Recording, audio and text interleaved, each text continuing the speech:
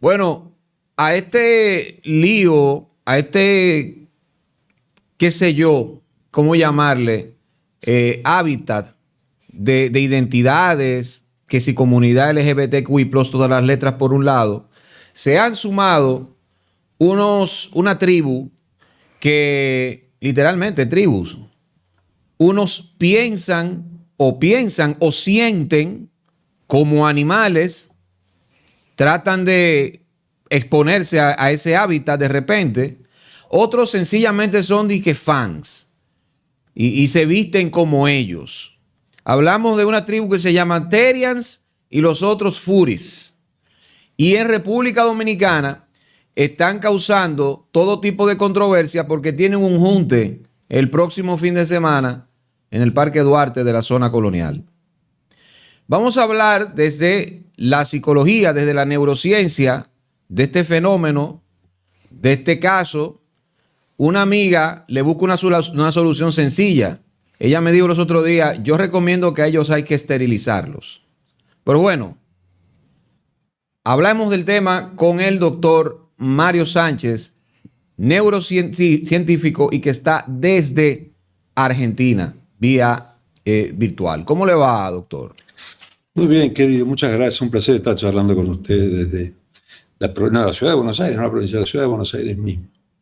Muy bien. Con un tema muy parecido. Aquí es un gran hábitat de Terians. Está muy. Ustedes saben que hay muchos psicólogos en la República Argentina y seguramente se autoabastecen los unos y los otros. Y en cuanto pueda aparecer una locurita nueva, sí, la adopta. Cuéntenos de esto, o sea, desde la psicología, desde lo conductual, ¿cómo uno puede explicar que un colectivo, porque es un colectivo, se identifique como animales? Eso sencillamente, bueno, vamos a juntarnos, vamos a hacer una actividad, yo soy fan del animal, me visto como él, pero otros van más lejos. Otros, sí. Si se sienten serpientes, se arrastran por las calles como serpientes. Hubo un fenómeno de hace unos meses de un tipo que se creía venado y hubo unos tipos, no sé si fue en Milwaukee, que estaban cazando y le dieron al tipo porque lo confundieron con un venado. Saltó al cántaro de la fuente que al final le dio un tiro. Mira, sí, en realidad hay que decir que son dos fenómenos que son los dos muy antiguos. La dificultad o la inestabilidad de la identidad de un sujeto humano, lo que llamamos la identificación, es un mal muy antiguo. Lo que es insano, para decirlo así, el ser humano se mantiene a un nivel de identificación de quién es, de lo que cree que es, de cómo se tiene que vestir, de cómo tiene que hablar, de cómo tiene que comer, de cuáles son sus objetivos en la vida, etcétera, etcétera, etcétera. Que es una identificación a un camino que él se hace, que se inventa, y que se llama el yo ideal, ¿no es cierto? Que vive con eso. Y entonces esa identidad se construye a lo largo de la vida de un sujeto y es inestable, contrariamente a lo que uno piensa. Es inestable. Y si uno ve, por ejemplo, lo que pasa cuando rompe con una pareja, cuando pierde a alguien en la vida que ama, cuando tenía un trabajo que le importaba mucho y se le va a tener de las manos, distintas cosas, cuando tiene un accidente en la calle se queda pensando y pensando. Muy fácilmente la cosa de la identidad, de la solidez de la identidad que uno puede llegar a tener, se quiebra, es bastante mucho más frágil de lo que uno quisiera pensar. Entonces, que haya identidades o dificultades en lo que después es el sostén de la identidad, no es nada nuevo. Por otra parte, el tema de los animales y la identificación con los animales, si tú vas a buscar, por ejemplo, lo que hacían en Amazonia, siglos y siglos atrás, antes del descubrimiento de América, estos indígenas que viven y que consumen ayahuasca en el fondo de Amazonia, esos tipos sostienen que cada ser que estaba en la tribu sostenía un paralelismo con un animal que estaba en la selva, ¿no es cierto? Uh-huh. Y cuando un sujeto no andaba bien, le daban ayahuasca para ir a buscar luego a la selva el animal y arreglar las cuentas con el animal hasta el punto que se sosegaba y podía volver a vivir tranquilo con los humanos. Entonces, el paralelismo con el animal y la cosa del animal doméstico y la cosa de que efectivamente el hombre y el animal pueden acercarse y tener un cierto paralelismo simbólico, digamos, hasta un cierto punto, no es totalmente antiguo. Y tú te encuentras en la mitología centenares de animales. Es más, tenemos todos un signo del zodíaco que es un animal, que sea con los chinos, que sea con... Entonces, eso no es para nada extraño. Lo que sí pasa cuando un hombre, un ser humano, alguien parlante, que es lo que hace propio al ser humano, identifica, inclusive los tipos, inclusive los terias, que se identifican de animales, lo primero que hace es que le pone palabras. Entonces le pone nombre, por ejemplo. Lo primero que le preguntan cuando llegan a cualquier emisión y identifican a ustedes cómo te llama, cómo tengo que llamarte, y no dicen perro o gato, dan un nombre, lo cual ningún gato haría en su vida, ni ningún perro tampoco. El perro te diría wow, pero no te pediría que le llame por un nombre. El perro no se va a dar un nombre, el gato no se va a dar un nombre. Entonces, eso quiere decir, el hombre accede a lo simbólico y tiene que vivir con eso. Lo que pasa hoy es que estamos tomando esta vieja costumbre y estamos agregando esto, seguramente por cuestiones que tienen que ver con la actualidad, de las redes, de la velocidad de la información y todo lo demás. Están haciendo esto una nueva ensalada que efectivamente va a quejar gente que va a tener problemas patológicos reales, un psicótico cualquiera, que gente se identifica a Napoleón Bonaparte o a Hitler, por ejemplo, en los hospitales psiquiátricos en los años 50 y 60, no era nada, la gente se identifica a otro y cree que es Napoleón Bonaparte, cree que es Julio César, cree que esto, cree que esto. Entonces, que la identidad se robe no es raro. Que alguno tome la de un perro, la de un animal, con distintas connotaciones actuales, eso es posible en términos patológicos. Queda toda esta cantidad de gente casi más inquietante, que no está enferma, y que efectivamente se precipita en este tipo de identificación con objetivos que a uno lo deja un poco boquiabierto, ¿no? ¿Para qué? ¿Cuál es realmente el objetivo de esa identificación? Bien, y dígame una cosa, doctor, usted que conoce República Dominicana, que reside en el país, aunque usted ahora mismo no, ¿verdad? Tiene un tiempo en Argentina, pero ha residido ya varios años en nuestro país y que de algún modo tiene un conocimiento de, yo no sé si de la psique colectiva, pero ha tratado a muchos dominicanos y ha vivido tanto de aquí y en el buen sentido se ha contaminado de esta cultura. Sí. ¿Usted cree que esto tendría espacio en República Dominicana, tal cual lo ha tenido en otros países como Argentina, por ejemplo, donde hay un auge de eso desde hace tiempo? Y nada, y otros países, he visto en Colombia inclusive, que hubo un joven que se siente, no sé, serpiente, algo así, que estaba cruzando una avenida, no sé si en Bogotá. Ajá. Sí, mira, personalmente yo creo que la gran mayor parte de la población dominicana, desgraciadamente, tiene urgencias que son mucho más importantes que saber si son un perrito o un gatito, y que esa gente no tiene ni tiempo de pensarlo. Después me parece que hay una parte de la población que muy rápidamente, yo decía en una época que si Nemo hubiese sido dominicano, la película duraba 2 minutos porque el tipo decía, la madre gritaba ¡Nemo! Y el tipo aparecía en 2 minutos. Entonces, se acababa la película, no había que buscarlo en ningún lado, no estaba en Australia, lo traía con un grito. Me parece que el dominicano tiene una cosa muy, en francés es terre à terre, muy terráqueo, muy plantado en el suelo, y que rápidamente sale de este tipo de situaciones. No creo que esto, personalmente, y tal vez me equivoco, pero no creo que sea algo que pueda llegar muy lejos. Hay un buen sentido campechano, el mejor sentido del término, ¿no es cierto? Una cosa muy que rápidamente descarta. Me parece que este gran número de gente que se ve por todos lados es gente que tiene específicamente mucho tiempo que perder, digamos. Sí. ¿Por qué esto se ve más en los adolescentes, doctor? Claro. ¿Por qué? Por la misma razón que la película Adolescent era tan cautiva. La adolescencia, seguramente en términos identitarios, el peor momento de la vida de cualquier sujeto. Es un desastre hormonal, un desastre neurológico, es un desastre sexual, es un desastre.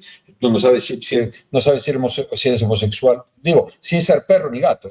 No sabes si eres homosexual o sexual, no sabes qué hacer con la sexualidad, no sabes cómo conllevarla, no sabes qué quiere decir ser un hombre, no sabes, te quieres alejar de la muerte, pero al mismo tiempo hay cosas que empiezan a pasar porque la gente empieza a caer.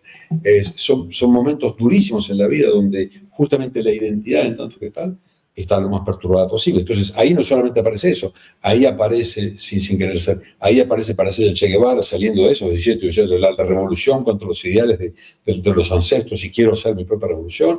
Ahí sucede el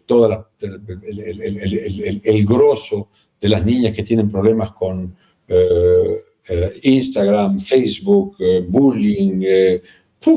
Ahí aparece la bulimia, anorexia como un avión, ahí aparece el comienzo de la adicción como si fuese un gratis, y tú tienes luego en términos neurológicos puros, tienes una poda que se produce. El cerebro humano produce neuronas hasta un cierto punto, y toma volumen, coge tamaño, ¿no es cierto? Y a partir de una cierta edad, que es el inicio de la adolescencia, empieza a hacer una especie de purga, y limpia, y va a guardar las redes que le son útiles, y va a limpiar y desechar las que no lo son. Las va a poner o en modo pausa, o las va a matar, simplemente las va a fagocitar. Entonces va a dejar que se enriquezca lo que realmente se fortifica. Si tú tocaste el violín, o eres un nadador, o lo juegas al tenis, o haces mucha matemática, esa vía se va a reforzar, y todo lo que tenga que ver con esa vía, lo demás va a ser dejado en segundo plano o directamente eliminado. Entonces, ese proceso se acompaña de cansancio, incertidumbre. Si tú miras un niño de 8 años, es mucho más estable que un niño de 14, 15 años. Hablar con tipo de 8, parece que tuviese 42.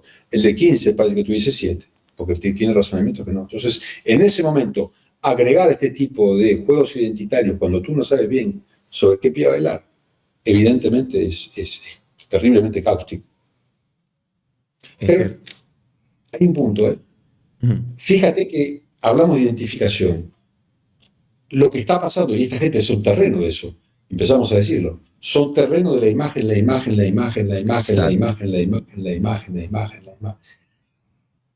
Cada vez menos terreno la palabra, cada vez menos terreno la lectura, cada vez menos terreno de forzarse en ponerle un nombre a las cosas.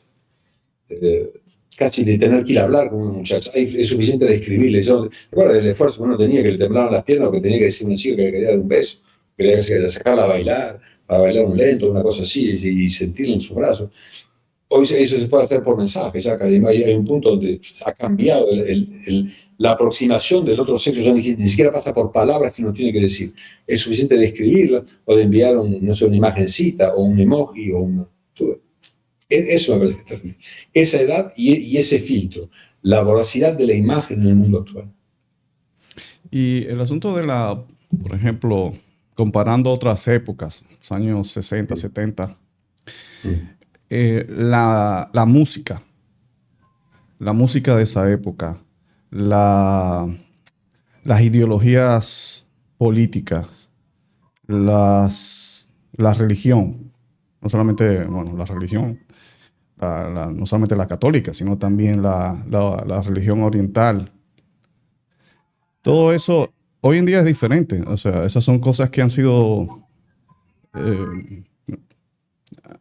no existen prácticamente. Eso tiene que ver con una adolescencia que ahora no encuentra dónde ir a buscar su identidad. Sí. Sin uno ser paranoico. Había un libro de un francés que se llamaba ¿A quién le aprovecha la cocaína? Escrito en los años 80, pero Le Bonnier se llamaba el tipo. Muy, muy curioso. Y este hombre tomaba el tema del uso de drogas sobre quién realmente le sacaba provecho a la profusión de drogas. Entonces, él describía muy claramente que lo que había pasado en los gobiernos en general es que se dieron cuenta, y notablemente por la heroína, notablemente en Europa, era que cuanto más heroína había, menos movimientos revolucionarios había. El fin de la Brigata Rosse es efectivamente el consumo de heroína, porque cuando tú consumes heroína no hay ninguna revolución que tengas que hacer en ningún lado. O sea, no hace falta revolución, todo va muy bien. Entonces, y estás ocupado luego con un tema muy complicado que es tu adicción. Y entonces, eso se viene a asociar a una voluntad política donde lo que realmente preocupaba a los gobiernos occidentales era cómo el dinero se iba por las drogas, ¿no es cierto? Y cómo desaparecía. Encontraron una manera de hacer que el dinero, que la droga se produzca localmente. Cuando el dinero dejó de salir, ya no les preocupó más, que la gente empezó a decir que sí, le dan tratamiento, pito, flauta, pero el tema era efectivamente cómo calmar los movimientos que espontáneamente se crean en un ser humano cuando tú lo pones a hablar. Cuando tú no estás viendo si le queda bien el traje de baño, o si tiene que vestir con estos zapatos, o si tiene que hacer esta tontería o la otra. Y entonces hay una profusión muy organizada de una música cada vez menos sofisticada, efectivamente, cada vez menos terminada, hasta casi música sin contenido, ¿no? Sin citar nombres, ustedes no lo quiero decir. Esta gente que canta así, ni siquiera busca que es un mensaje porque no dice nada. Y es simplemente, o la música electrónica, o la profusión que vimos todos. Imagínate, ¿cuánto tardaba Pink Floyd en hacer un disco? ¿Cuántos años había entre un disco y el otro? Genesis, que era extremadamente prolífico, sacó, no sé, 20 discos, 15 discos, 18 discos, 24 discos, y se acabó ahí. Entonces, si se dieron cuenta que se sacara a la gente de la posibilidad de fecundar mucho la palabra, efectivamente era más calmo para las sociedades. Y eso es una voluntad, yo creo que es una voluntad expresa. Y es por esas cosas que ahora después se dieron cuenta que tal vez empiezan a darse cuenta, porque ahí pasó en juicio ayer o antes de ayer, creo, el señor Zuckerberg, por el tema de estar en Estados Unidos en este momento viendo el tema de la adicción a Instagram y la adicción a Facebook. O lo que Facebook hicieron sobre esas. Que en realidad yo creo que mirarlo del lado de la adicción es una estupidez, pero lo que tendría que estar viendo efectivamente es cuál es el efecto sobre un ser humano de la multiplicación de imágenes, totalmente loca. Seguramente, sin ser demasiado paranoico, hay una parte de voluntad o hay una parte de laissez-faire, como dicen, sobre este tipo de cosas, porque se dieron cuenta, la gente que gobierna se dieron cuenta que tú calmas huestes y que conduces huestes con este tipo de información masiva, ¿no es cierto? Casi más eficazmente que con 2.000 pesos, poco que la gente lo crea. Pero por otro lado, tú tienes, psíquicamente le pasa a la gente cuando efectivamente la rellenas y la recontraccionas de imágenes, la rellenas y la recontraccionas de una especie de música cada vez con menos sentido, con menos idealismo. Y tú escuchas a Serrat, por ejemplo, que no era un revolucionario, estaba lejos de eso realmente, Luis Jacques era más, pero no era un revolucionario, está lleno de contenido, está lleno de una búsqueda de guiar el alma, ¿sabes? De vivir para vivir, solo vale la pena vivir para vivir, son frases terribles. Eso se pierde y cuanto más avanzamos, eso lo permite la palabra dentro de la canción. No es la música, es la palabra dicha. Ese texto, eso es lo que desaparece. Lo que desaparece desde How Deep Is Your Love a vivir para vivir, solo vale la pena vivir para vivir. Desde esos dos extremos, si quieres, la palabra tenía una función radical en lo que estabas escuchando. Hoy, evidentemente, mucho más difícilmente. Y dígame una cosa, ¿cómo una persona así, que se sienta animal, que piense como animal? Porque le digo que muchos de ellos inclusive hasta elaboran sus propios, que son la parte que le dicen furis, elaboran sus propios trajes, así como los que se sienten anime, que no sé cómo se llaman, pero se sienten así, personajes de anime, y tú ves que se hacen operaciones y se ponen los ojos así grandes, como esos personajes, ¿no? O sea, ¿cuál es la forma de tratar a ese tipo de pacientes? Porque para mí son pacientes. Y que necesitan ayuda. ¿Cómo sería la forma de tratarlo? O como usted decía ahorita, es un estado temporal. Yo no sé si es de todo temporal, porque son adultos, hay adultos que están haciendo eso, o sea, son adultos. Hay varios de ellos que son adultos, muchos de ellos, y le siguen y tienen una vida totalmente abstraída de la realidad, de lo que les rodea, de lo que les toca. Sí. Y yo escuchaba algunos colegas, evidentemente, acerca de todo este tema. Hay gente que es muy clara y muy precisa. Lo que un profesional o aún un padre, una madre tiene que discernir es cuál es el nivel al cual tú llegaste, al cual este sujeto llega cuando empieza a desarrollar este tipo de situación, este tipo de dificultad, para decirlo claramente. Digo, que el hijo de cualquiera mañana se despierte y esté vestido de animalito, cualquiera sea animalito, es inquietante porque tú te dices, no es que todo está bien. Uno dice, bueno, vamos por mal camino, pero vamos por mal camino porque puede ser la adolescencia, porque puede ser esto, porque puede ser aquello. vamos por el camino, simplemente, pero no más que eso, en principio. De ahí a llegar al punto en el cual esta persona empieza a perder su identidad o empieza a tener, hay gente que por ejemplo se pone a comer carne cruda o ese tipo de procedimientos, ¿no es cierto?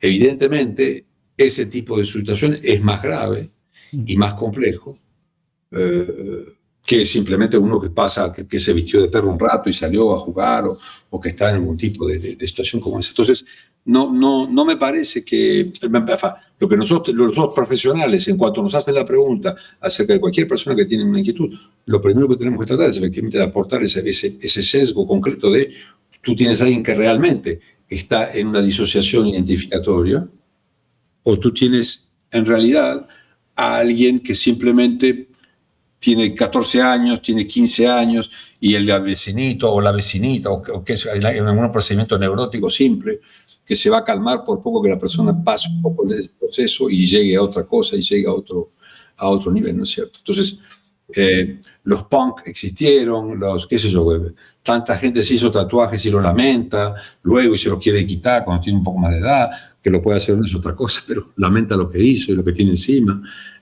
Hay centenares de cosas que van sucediendo y que fueron sucediendo sobre la identidad misma. Para alguien que tiene mi edad, tú dices en los 60, en los 60 y en los 70, hacerse un tatuaje, por ejemplo, era cosa de presidiario. Únicamente los tipos que pasaban por la prisión se hacían un tatuaje, o los marinos. Exacto. Punto. Hoy es una especie de toqueteo de su propio cuerpo para ponerlo en valor, para darle algo, una especie de contenido. Pues eso no es otra cosa, ¿eh? Es enriquecer algo que de otra manera sería mucho más, ¿cómo se dice? Cuando la comida no tiene gusto, menos sazonado, ¿no es cierto? Una especie de ser simplemente una piel, ya no es, hay que agregarle algo para que sea más llamativo. Entonces, es identitario hasta cierto punto. Esto que estamos diciendo es un lugar que puede ser un lugar de juego, un lugar de resguardo, un lugar de tontería, un lugar de muchas cosas, o un lugar de patología. No es lo mismo un tipo que tiene que esté esquizofrénico y que se cree que es un perro, o que el perro le habla, o que los animales le hablan, eso pasa muy a menudo. Como la televisión le puede hablar, el perro le puede hablar, el gato le puede hablar, pero eso es patología. Entonces, la diferenciación es extremadamente importante. Y después, a partir de eso, las estrategias que vas a adoptar son totalmente distintas. Vamos a hablar un poco de las estrategias. El padre que tiene un hijo que pertenece a uno de estos grupos, ¿qué le recomienda a usted? ¿Que lo lleve a un profesional de la conducta o que lo deje quemar su etapa? ¿Qué? Bueno, eso depende, ¿sabes? No come carne, este no come carne. ¿eh? No, claro, somos todos suficientemente inseguros como padres y como adultos. Digo, uno, al cabo yo te diría, ahí tienes adultos que van a estar más tranquilos y dicen, esto es una pavada, va a durar 10 días, mira, y se fija si dura 10 días o 15 o más, y lo deja pasar. Y hay otros que inmediatamente van a estar intranquilos. Entonces, en cuanto surja la intranquilidad, sí, a buscar a un colega, amigo, quien sea, pero ir a buscar a un colega cualquiera y tratar de identificar de qué va la profundidad de lo que estamos hablando, de qué va la profundidad, en qué punto esta persona está realmente alejándose de cánones normales y en qué medida simplemente es un momento. Y el colega sí, tiene que rendirle cuenta. Yo te diría, lo que sí me parece, yo en todo caso, desde mi punto de vista, cuando hay este tipo de situaciones, me parece que hay que efectivamente rendirle cuenta a la familia. Tú no puedes recibir simplemente al joven o al adolescente y no decir nada y pensar que vas a comenzar un proceso y punto. Me parece que hay primero un discernimiento diagnóstico que hay que compartir entre los padres, la familia, la madre, la familia y el sujeto. Muy a menudo hacer una entrevista inclusive con el sujeto. Si uno piensa que tiene que verlo solo por cuestiones de recibir información, pero luego decirle al sujeto que vamos a informar a la familia, porque la familia está muy inquieta y es normal que él lo registre, lo entienda. Entonces, informarle públicamente y tener una especie de consenso entre ellos sobre el cual se puede trabajar. Y decir que, bueno, que uno va a seguir viendo a esa persona, por ejemplo, a ese joven, vamos a observar, o a ese adulto, a quien sea. Pero si ya es un adulto, lo que te diría es que en un adulto aparezca este tipo de situación aferrada, es seguramente más significativo que si fuese un joven. Entonces, en el joven mirar eso y mirar simplemente en qué medida tú piensas que es una tontería que le va a pasar y en qué medida tú piensas no, que el tipo ya hay algo raro, ya hay extraño que tú no comprendes. Y por ejemplo, el otro día había una paciente que decía que ella no merecía de tomar agua o de beber o de comer alimentos. Ujú. Y la palabra merecer es una palabra inquietante. Entonces, pues no merece, pues eso quiere decir que hay alguien que está decidiendo qué es lo que merece y qué es lo que no merece. Hay alguien que está hablando de casi es muy consciente de la vida y la muerte que va detrás, ¿no es cierto? Es una paciente que, por distintas razones, la paciente tiene que realmente tiene una cosa de hidratación que se disuelve muy rápidamente, tiene una fragilidad. Entonces, tú en una palabra entiendes que hay algo complicado que se puede desarmar o que está enquistado y no se va a desarmar. Entonces, inmediatamente cuando eres un profesional, vas, lo buscas, metes el dedo, buscas, y era encontrar la palabra y encontrar lo que hay que hacer nomás. Pero eso es técnico, es muy técnico. Entonces, el papá, cuando simplemente me trajo la frase, a él de manera general le choqueó que le dijera eso. Y efectivamente el shock ya estaba. Es suficiente eso, el shock es suficiente. Si la alarma se prende, no hay que dudar, hay que llevar a alguien a ver a alguien que tranquilamente va a estar pensando la situación. En el sentido, va a dar estabilidad a la situación para luego avanzar. Tiene que avanzar. Bien. La convocatoria para que ha hecho este grupo, ¿tú sabes la fecha? Es el sábado 20, bueno, aquí estamos hablando de 19, 21 de febrero, me parece, si mal no recuerdo. Es algo así. Prontito. Verifícalo, porque creo que José tú lo enviaste, ¿no? Está en el grupo nuestro, pero es por ahí, ¿no? Es este fin de semana. Es este fin de semana que tienen su actividad. A ver, los Terians llegaron a RD. Soy Terian, y bueno, sí, en el Parque Duarte. Sí, en el Parque Duarte, el próximo sábado. Por ahí es que está el asunto. Doctor, ¿por qué usted cree que este tipo de fenómeno, bueno, específicamente llega a nuestros países ya como en la última parada, como quien dice? Porque ya esto en Europa y en algunos países de Asia también, pues viejo. Y cuando entró en el continente empezó a entrar bueno, específicamente por Argentina, donde es usted. ¿Qué es lo que diferencia la adolescencia de esos países y la adolescencia de países como el nuestro, donde estos movimientos pues tardan un poco más en llegar o en ser acogidos? Sí, o el servicio también, yo te diría, hay seguramente fenómenos que son concomitantes, pero muy probablemente, ¿cómo decirte? Me parece que la evolución tiene mucho que ver con el poder adquisitivo, el leisure time, el uso de drogas simples, marihuana, ese tipo de cosas. Digo, hay una desarticulación, a ver, ¿cómo decirlo? No nos va muy bien últimamente en todo el plano psíquico mundialmente. Yo creo que ustedes se dieron cuenta, que todo el mundo se da cuenta. Sí. Que todo el mundo se da cuenta que hay cada vez más utilización de fármacos, psicofármacos, que todo el mundo se da cuenta que el hecho de que hayan legalizado las drogas no era para ser gentil con nadie, sino para decir no me jodas más y mátate si tú quieres. Y que hay un punto donde efectivamente hay como una especie de degradación del esfuerzo de lo que se puede hacer en términos de hacer evolucionar sociedades.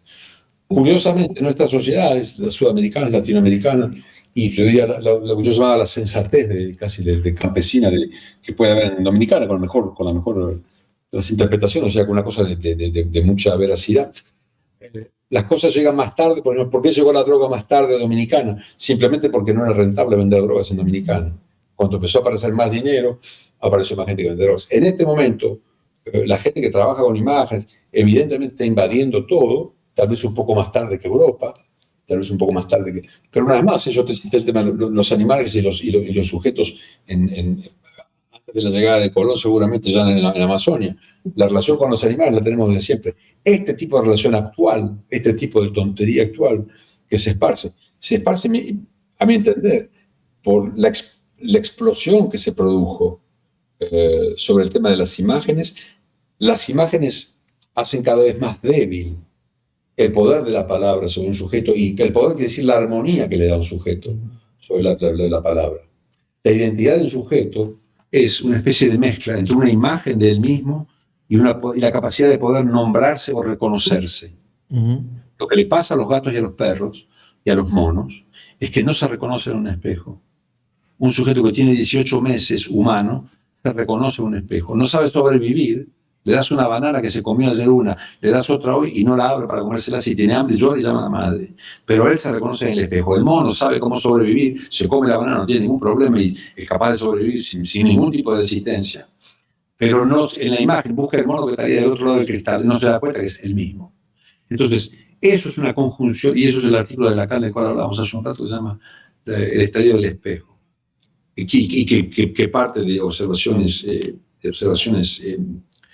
científicas muy particulares, Conrad Lorenz y otros tipos que realmente estudiaron el proceder del animal para compararlo con el humano. Entonces, quiero decir con esto, para que al ser humano algo le funcione, tiene que haber un espacio en la palabra muy importante.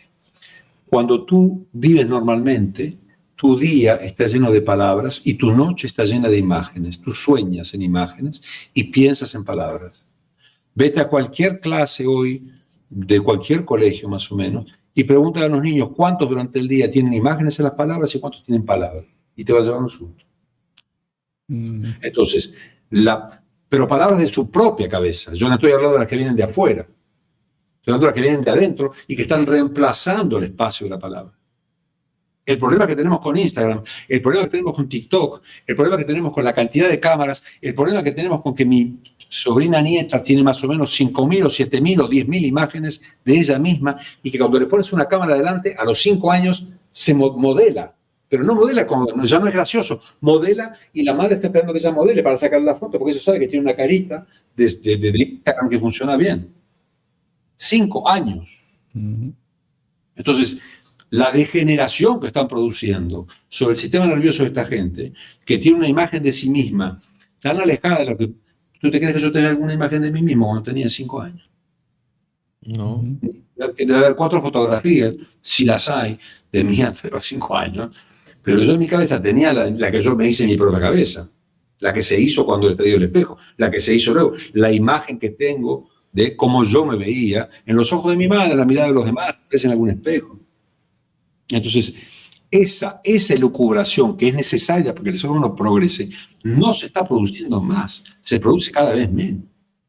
Claro, claro. Importante lo que dice la escasez del discurso que fundamenta este movimiento. Es que no tienen. No tienen discurso. No tienen. Solamente la imagen.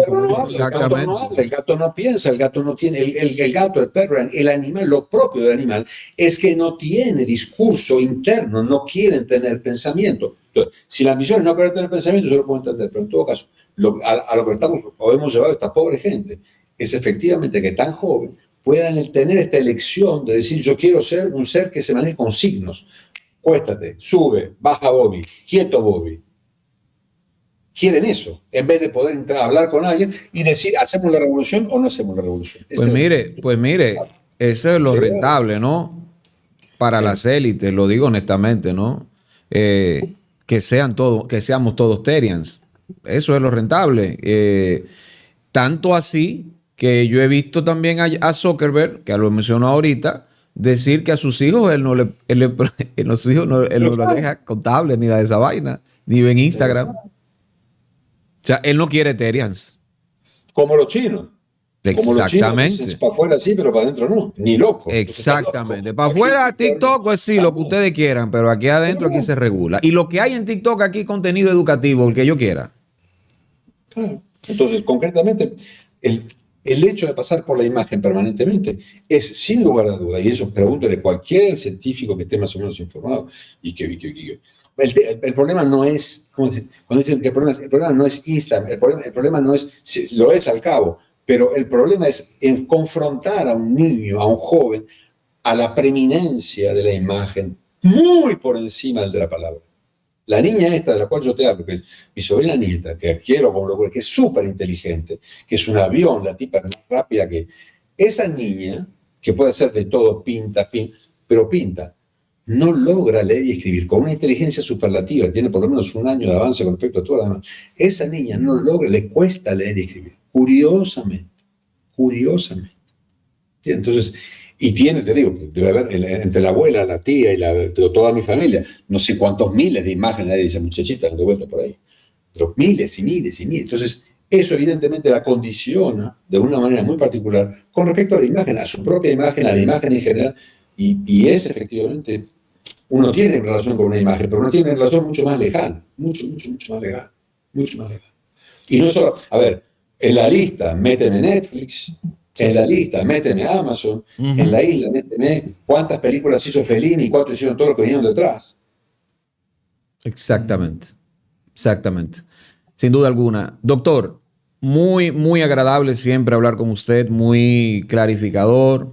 La verdad es que es muy interesante esta charla que hemos tenido con usted y que esperamos también que nuestra audiencia pueda sacarle provecho y entender más allá de los titulares y de la tontería que usted pueda pensar que es este fenómeno de los Terians, lo que está muy adentro, ¿no?